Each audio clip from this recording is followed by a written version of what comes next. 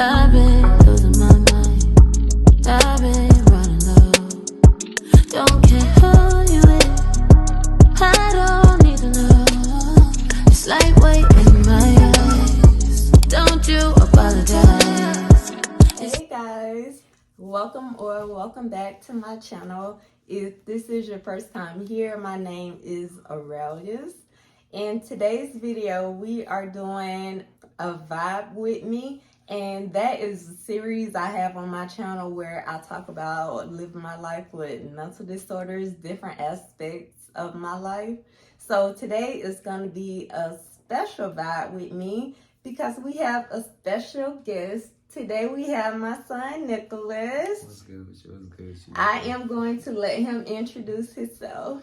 What's good with you? You feel me? My name is Nicholas. Everybody know that, you feel me? But I go by 5-Star Prince, you feel me? I'm that guy. Today I'm about to chat up with my mom. She's got some questions for me. I'm about to knock them out. She's about to be like, oh my God, I'm about to be crazy. But crazy. All right.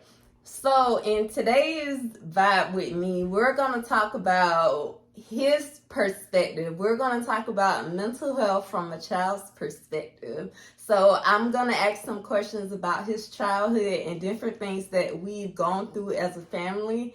And we're going to get his perspective on it. So if you want to see what we're going to talk about, stick around. This is going to be a good one. Okay, so I have my questions written down and I'm going to ask Nicholas. So the first question is, how did me having mental disorders affect you growing up? What was the most difficult aspect of your childhood? So, me growing up personally, it was just kind of witnessing a series of different events occurring kind of at the same time, like one after the other. And like, I want to say the hardest part of it was just trying to kind of maneuver around it without getting too deep into it, because I learned how to make a kind of like a shell around myself, like with my mind, to not really tackle, to where when things will happen to me, like I'll find a way to like just kind of block it out, not really hit it too hard to where it wouldn't affect me too hard. So like I'd say the hardest part was just trying to keep my guard up the whole time. And that has to be difficult. I did not even get diagnosed until I was 30. So until I was 30, I didn't even really think there was anything wrong with me. So I'm just going through life, raising my kids the best way I can, not thinking that, wait a minute, already, some of the things that you're doing, they may not be right. Or are you checking some of the things that you're doing? I think because I had you and CJ at such a young age, like we basically grew up together. We taught each other. It wasn't like, I mean, yes, I was the mother, but as y'all grew up, it was us teaching each other. We all grew and learned together.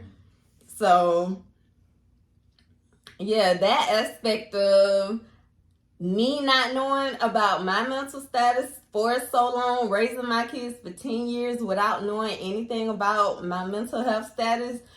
After I got diagnosed, I can't even really say that things necessarily changed, but because they were kind of like embedded in me, and that kind of goes to the next question that I had for Nicholas. So the next question, in this book I read called Healing Your Emotional Self, it talks about the way we raise our kids, and it's based on our experience as our parents raised us. So how do you think, going through your childhood, how do you think differently you're going to raise your kids? So, I've had a lot of time to think about that.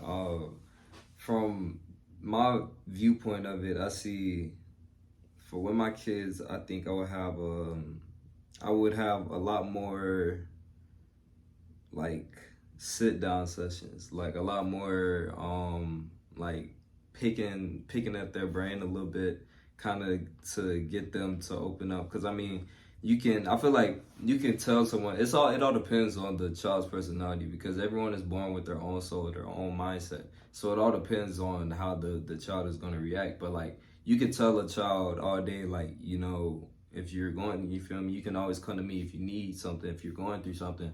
But like, everyone has those things that they're not going to want to talk about, not want to like bring up to you unless they're like asked about it, because like that's just human nature. There's like there are things that people are going to hold in. So I feel like I'll be more proby, but like not too proby to like the point where it's like I'm consistently checking in to where it gets annoying to them. Like, I don't want to be that one dad that's just like always, hey son, you good? And he'd be like, yeah, leave, come back another 5 seconds later, hey son, you good? Like, I'm not trying to be like that. But like, yeah, I'm not trying to micromanage everything, but like, you're definitely trying to be more hands-on. Yeah, a little bit more hands-on, more interactive. I want to say like, I think I would sit back and listen more, just because I know for a lot of times I didn't really say too much, but like, well, that's just because I was quiet. I didn't say what was on my mind, but like I had so many things that I wanted to say, but I just kept it all in. But like, I think I would be, because I was the same way, I would be able to scope it out. Like, if I see my son doing something like, or my daughter doing something like that, I'll be able to see the same signs that I had, that, you feel me, them doing the same thing. I can be able to catch on that and be like, yo, okay, cool, what's going on? And like try to nip that in the bud before it gets too big, or before like it ends up being etched into their mind forever. You feel me? Okay, so that'll flow into the next question then. So now that you've had your experience of growing up with me as your mother, what are some of the things that you wish I would have done differently or better, or if we could go back and change some things, what are some of those things? If we could go back and change some things, I think, like I said, we did like how I would want to be more hands-on. I feel like we would have more like group family. I mean, like, we had them family bonding times, you feel me, like the game night and stuff, you know, just chilling. But like, I feel like we should have sat down and had like more like a not really like event session, but like, you feel me, like family meeting. Yeah. But like, you feel me, like, because I feel like when you're talking to like your close family, like your household, you feel me, your blood, your mom, you feel me, those are the people that, like, you feel me, that you can trust the most. Well, you're supposed to be able to trust the most, you feel me. So like, you're gonna be a lot more comfortable talking to them rather talking to, you feel me, like some external, you feel me, like a therapist or someone like that, you feel me. Yeah. I feel like they will be more inclined to go and talk to their, like, I'll be more inclined to go talk to my brother, because I know, you feel me, he knows me, that's my brother, than me trying to go talk to someone I met, like a friend or something like that. But there are people, like friends, you feel me, that you trust a lot more. Like, I got some friends I trust like him, like, for real. You know, this is flowing, right? So this goes into the next question, right? The next question is more of a statement. So you growing up, like you even said, you were quiet, you were very reserved, you were very much an introvert. Nicholas was the definition of introvert. He didn't mess with a lot of people, he kept to himself. But now, just you got here. When did you get here? Yesterday? Day before yesterday? Day before yesterday, yeah. You have tons of friends. You've introduced me to every single person. I can't even remember all the people you've introduced me to. You've all of a sudden went from this shy little quiet introvert kid to this extrovert with 1,000 friends, and you know everybody, and you do this and you do that. And what was the turning point where you went from, nah, I'm gonna be reserved, to, oh, nah, I want to be me, the real me, or not the real me, but you just want to change the person that you are? To like just thrive more. I feel what you're saying. It was like, I feel like the point for me was, it had to be when I was in, when I started school in Connecticut. That was like a fresh start to everything. Like, it went from when we was in Florida to me moving to Connecticut, when I moved there, I had a whole, like, I seen it as a clean slate. I was like, this is like, nobody here knows me, you feel me? It's just me and grandma, you feel me? It's like, I know the one person, I only know one person here. So I was like, all right, I can't just like be out here not knowing anyone. I was like, all right, this is when this my time to start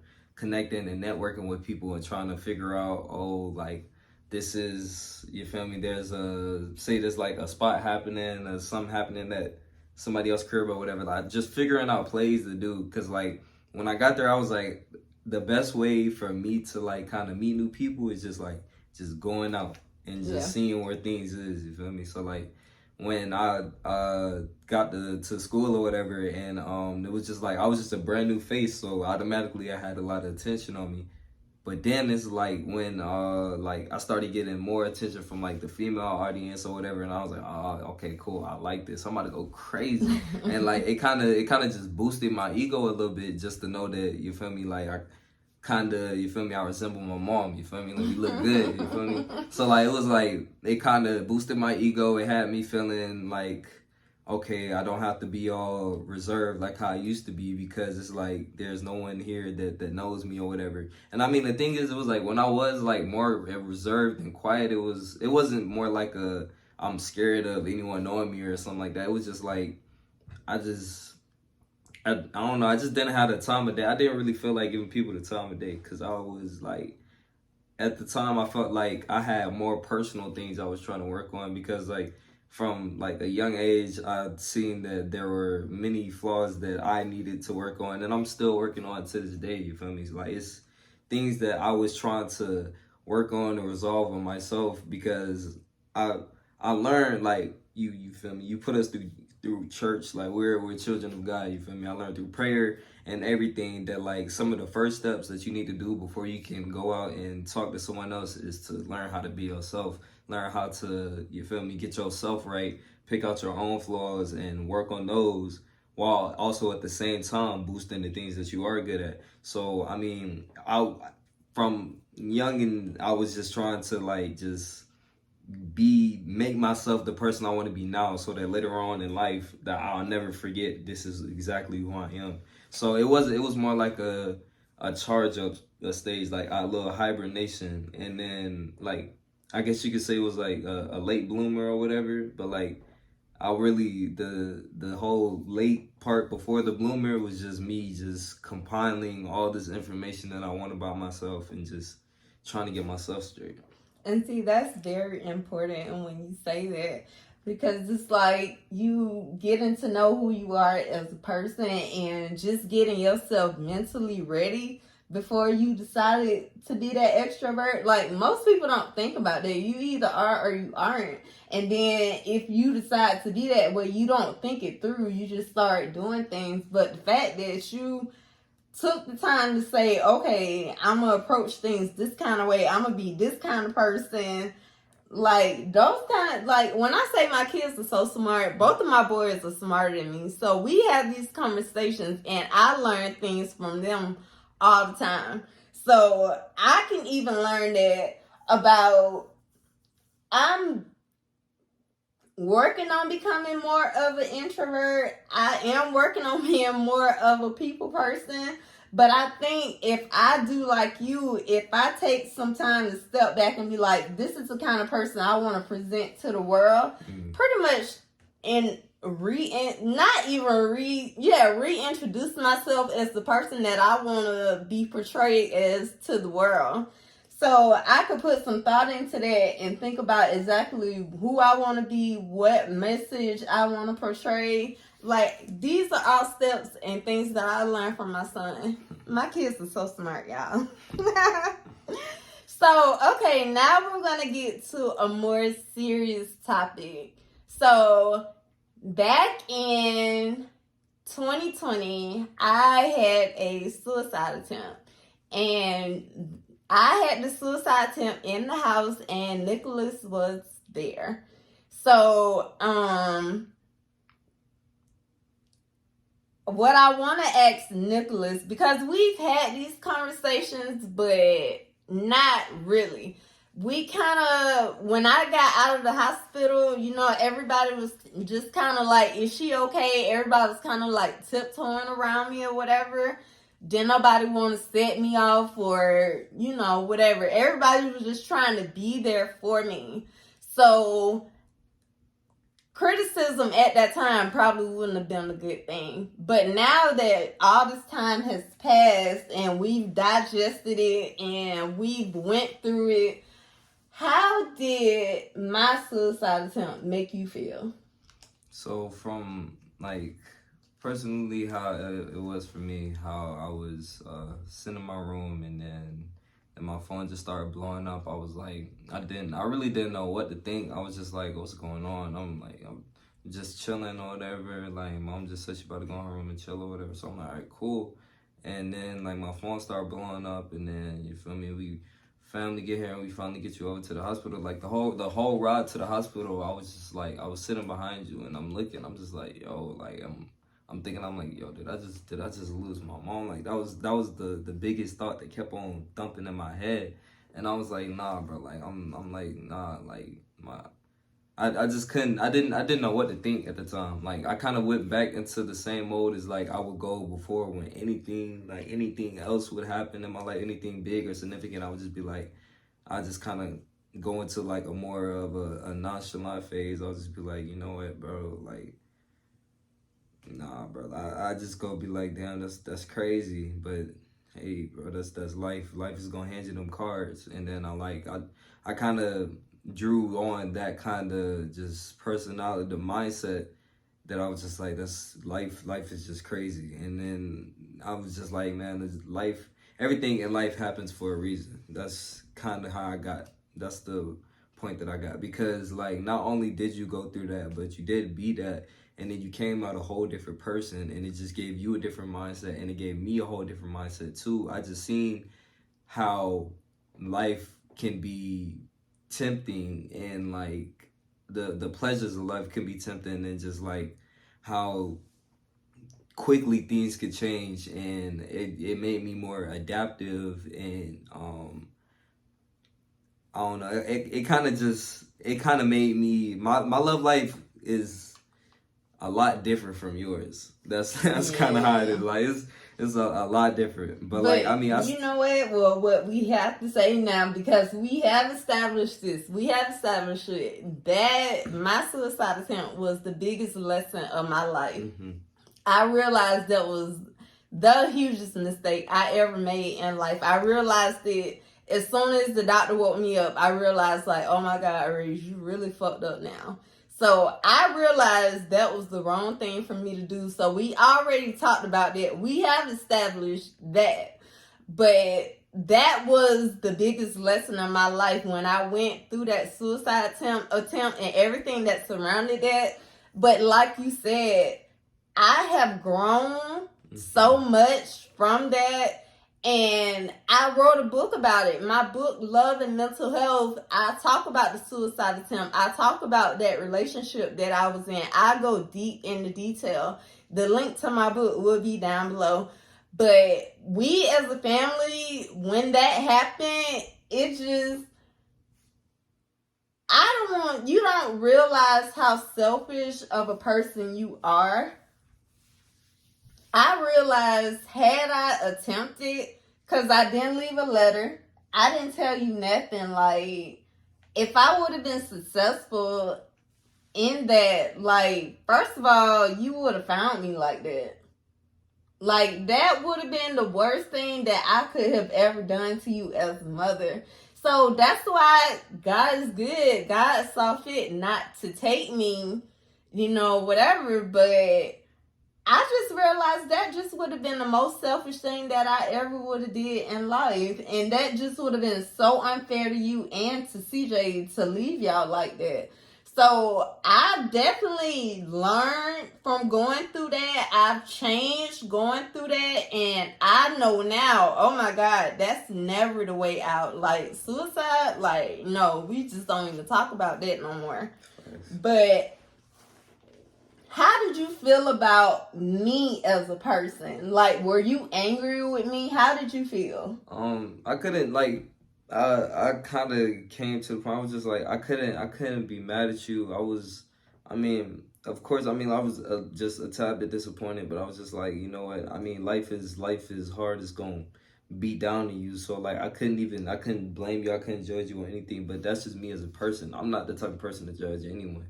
I'm just like, you know what? Hey man, like, that's crazy. I mean, I understand that you have what you got going on, and like, it wasn't like I wasn't in my head just talking about like, oh well, like you could have played this better or you could have did this better. It was just more like I hope you get better. I hope you feel me, you restore from your attempt and you just learn from it. That was the only thing that I was praying for. I was just like, I just hope that you learn from this, and like, you feel me, just I didn't like I couldn't find it in my body to like just have hate or like any hatred or anything like that. Like, I didn't see you any different. I still saw you as mom. I was just like, she's just going, you going through something right now. Like, that's, I was just like, you just going through it right now. And I'm like, I understand that, because like I'm still going through stuff right now. You feel me?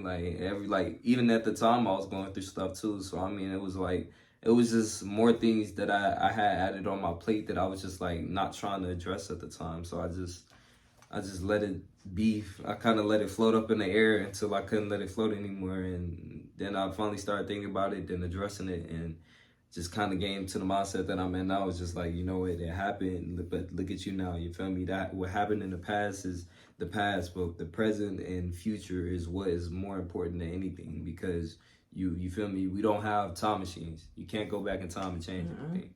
So like, all you can do is just learn from it and do better.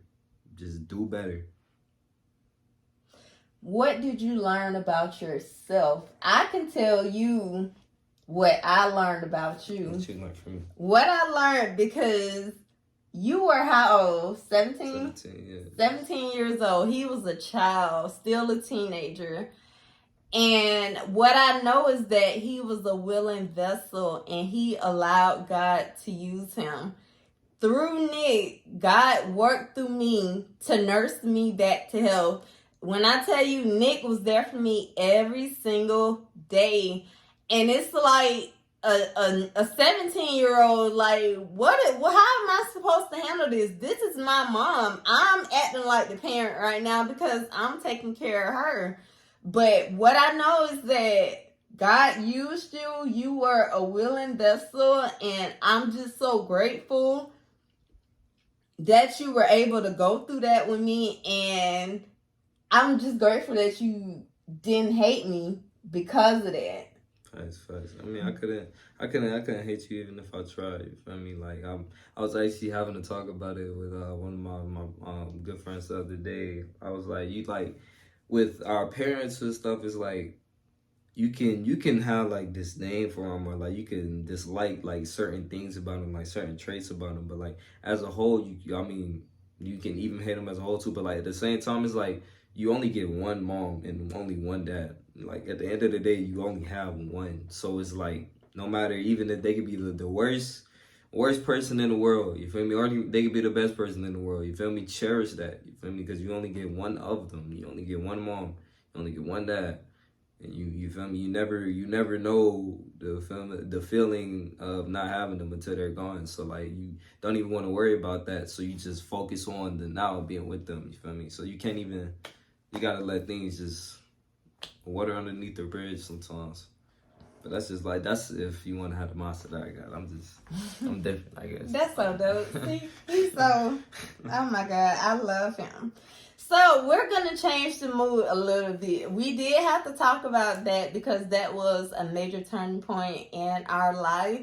But our life hasn't always been bad. So one of the great loves that I instilled in both of my sons was the love of music. For sure. Now, we can sit here and talk about music all day long because that's just our thing. But my question to you is, who are some of your favorite artists that I put you on to? So I'm gonna start off like from a young age, you feel me? Like the music you put me on was like, I remember always hearing like Trey Songz, you feel me? You can ask my homeboys and my homegirls now, you feel me? I'll be like, hey, put some Trey Songz. It's gonna be like, nah, what you want? I'm like, I like Trey Songz. I be listening to John Legend, Ari Lennox, now like Lucky Day. Now I Love like Lucky Day. Day hard. Masego, I listen to him now. But you put me on the yeah, that was that one Masego song. You actually like it was just like kind of you really instilled like the neo soul like vibe into me, and that's kind of like what I gravitated more Yeah, when I heard because you love music. Maxwell. Yeah, I love Maxwell is crazy. I hear Maxwell, I'm like nah. Well, like I mean, I love music is crazy. Like let me see. It's like I kind of from the music that you put me on to like even the music that CJ put me on. Like I got more into like the like indie kind of pop. More like I started listening to like Tyler the Creator and Snow Allegra and like Love her. I love Kali Uchi. Oh my god, Yes, man. CJ love her. Man, trying to tell you, bro, but like, that I love like just like the vocals and like the tunes or whatever, and like I kind of I even branched out even further. I went into just more like just listening to like straight instrumentals, just like kind of getting just straight vibes, and like it would just every time I listen to an instrumental, like it wouldn't be like a little rap in my head, but it would just be like my mind just going, and like instead of my mind just racing on a blank empty slate, I have like some calm vibes to kind of gravitate my thoughts towards. Like it'll be more like okay, these are like calm thoughts right now. You feel me? Like I ain't gotta worry about like listening to like if I'm trying to get lit, go listen to Exa, listen to like you feel me, some Car Rich or something like really tee up. But like if I'm trying to do that, then you feel me, it'll be like more aggressive, more like energetic thoughts. But like for like the neo soul thing is more like you feel me, just like grounded, kind of just like chill type of vibe, and I love that music. Yeah, and we love us some neo soul, Some neo soul Jill crazy. Jill Scott. Some Amel Rose. We love them. Yes, we could talk about music all day. So the last question I want to ask you: what were some of your favorite childhood memories? Okay, some of my favorite, well, I mean, obviously I gotta touch on the countless amount of times we went to Universal Studios. We went there so many times. I got tired of going there. That's the only place. I tried to get them to go somewhere different. They were like, no, we want to go back to Universal. I just wanted to hop on that one roller coaster every time and do the Harry Potter one. It was that. I mean, I remember when we went to New York, that was cool. New York was fun. I like just like kind of how we was walking around instead of driving around. That was cool. We took the pictures. We took the bus. You feel me? It was the train. It was real nice. Let me see. I remember when we were younger, I can look back and laugh at it now, but at the time it was like we would actually get in trouble. How like you would come out and yell at me and CJ for being too loud, but like when me and CJ we used to play wrestle all the time. You feel me? Like be in the living room making all that noise, and you come out, y'all better be quiet. I'm like, all right, cool, my bad. I ain't trying to go too crazy, you feel me? But like, I don't know, it was kind of more like a adrenaline rush, you feel me? It was more like the adrenaline rush things that I enjoyed the most. I mean, I enjoyed like how like we do to this day, like our family tradition, like every like birthday or whatever, we go out to eat or whatever, like any restaurant. But I mean, what about the movies? Oh, the movies is crazy. Oh yeah, I'm watching every single Marvel movie. Like we are on beat with every single superhero movie put out to this day. Justice League, Marvel, we got all that. I ain't even all of it. Like, and actually, I love me some Spider-Man for real. You feel me? They need to put me in a role for Spider-Man. You feel me? I go crazy. Man, I'd be Miles Morales for real.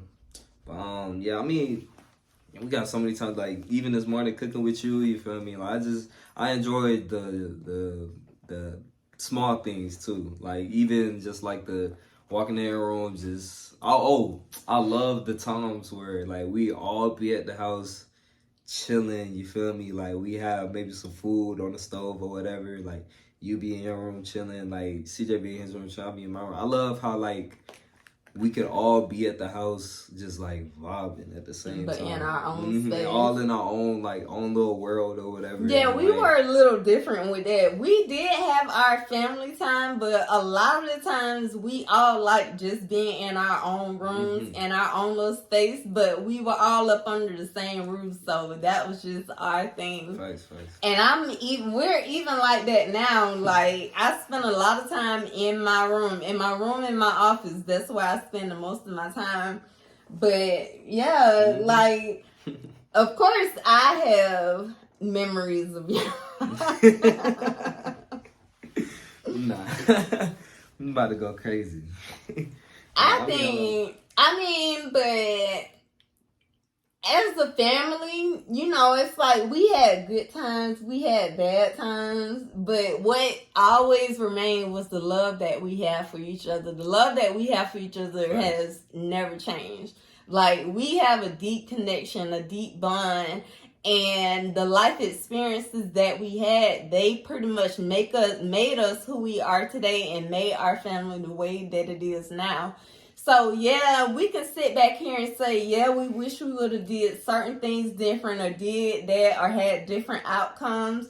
But at the end of the day, I feel like I was a success as a parent because I raised my boys and they're grown and they still love me. They still fuck with me. So that makes me feel like, Aurelius, you didn't do anything too bad. You still raised your boys into good, responsible, respectful boys. They're doing their damn thing. Do you want to talk about what you got going on? I mean, you feel me? Now that I'm a veteran now, I guess, you feel me? Now that I'm a veteran, I mean, I want to be an entrepreneur now, and I have so many plans for what I want to do. Like, now I'm about to go back to school. I'm about to get my... I'm going back to school, too. Going to school, you feel me? I like that. I'm a student. I'm about to get my bachelor's in business, and then get at what bachelor school? At Full Sail University, and then get my another bachelor's in graphic design. You feel me? I was talking to my boy, my 5-star homie, that man Price. He was telling me, he was like, when I get my bachelor's in business, to make sure that I become an entrepreneur, and that most definitely was the plan before anything. You feel me? I have my own personal clothing brand. I don't have any clothes on me right now, but you feel me? I got to go back and get all the equipment. I'm about to get back on top of that for real. But like, I'm gonna take my brand. I'm gonna start running with that, and I'm about to just link in with some more. I got some. I'm doing more with music. You feel me? I got my homeboys. You feel me? My boy Justo Bands. You feel me? My good friend group. You feel me? They all a good support group. I got mad love for them, and we're all doing a lot of things together. We're about to take it real far. Got my boy RJ too. You feel me? I got a lot of people that are gonna support me on this road, this plan that I have in my life, and I most definitely will repay, and you feel me, send love out that way too. So I mean, I'm really just looking forward to these next steps in my life. I mean, right now, of course, I'm about to chill. I'm tired. You deserve it. You were a soldier, so you deserve your rest. You feel me? I'm about to play the game a little bit. You know, you feel me? The battle pass just came out, so you feel me? I got to do something on that. Yeah, just kind of just do a little small, like for right now, I'm about to do like little small, like just social media things, just kind of tapping in, trying to network a little bit more just to get more grounded. Because like what I like to do, I like to branch out and get as many resources as I possibly can before I start making something, because I want to see just how big I can make whatever I want. You feel me? What the point That's is. so smart. So like I'm just branching out some more. I love the connections that I have. I got mad love from even like my best friends, you feel me? Like I got mad love for them, my whole little crew or whatever. So it's like I'm looking good, you feel me? I'm looking forward to seeing you do good things too, because I'm gonna be watching you from afar. I always push you. Even me, I'm gonna come in and see you feel me? Like I'm gonna always come and visit, you feel me? Just to show my face around so you can see my dimples, see my abs. So we can continue our competition. We have a competition on who has the best abs. So right now, you feel me? We trying to see who abs is better. She winning. I ain't gonna hold you. She got mine are popping a little bit, just a little bit she got better. a nice little what that is, 6'4" pack. You feel me? I got a 4 with 2 more brewing. Hey, they coming in. They coming. Man. I mean, I got an 8 with 2 more coming in. You feel me? So I mean, I I gotta work on that. But you feel me? I'm chilling right now. I'm still young. I'm just looking forward to life, honestly, and I'm kind of glad that I was able to touch on a lot of things in this because I feel like I had a lot. It just lifted a lot off my chest because I feel like I've been holding a lot in, and finally talking about it, I can get this off of my head. And these conversations are important, but these are conversations, even though we FaceTime all the time, sometimes you need to be around that person when you have some kind of conversations so you can see their facial expression, their body language, so you can read more of that. So I've been looking at your facial expressions and your body movement, and you've been so chill about this. Like, I can tell that this has been like literally a burden or a weight lifted off of your shoulders. That's most definitely like how I'm feeling. And then it's like I've had so much time to just think about. I've been in my head so much for some years now, and I'm always just thinking about things and about what happened and just things like that. And I mean, it's like, it always feels good to like kind of address the issue head on. And well, I mean, it like at the time, like it wouldn't even be like an issue to me. It would just be like, okay, it's another event. You feel me? It's another thing for me to learn from. This is a learning event. And I'm just like, okay, we're going to get through this. You feel me? Whatever happened. But just make sure we learn through it. You feel me? And push through no matter what. Because it's always going to be light at the end of the tunnel. Believe in God. He got you. Yeah, and that's what we're going to end this off on. That's the one thing that I instilled in my boys, and I try to keep that from the beginning, is trust in God, believe in God, continue to pray, know that God is going to order out your steps. Keep God first in everything that you do. We had these conversations from the time we were little. But I want to say, if you watched it all the way to the end, please give us a big thumbs up. Leave us a comment down below. Subscribe if you have not subscribed. I have a whole playlist of Vibe With Me. So these are the different videos I like to do from time to time. Yeah. I hope you like this video. And I will see you guys in the next video. Bye.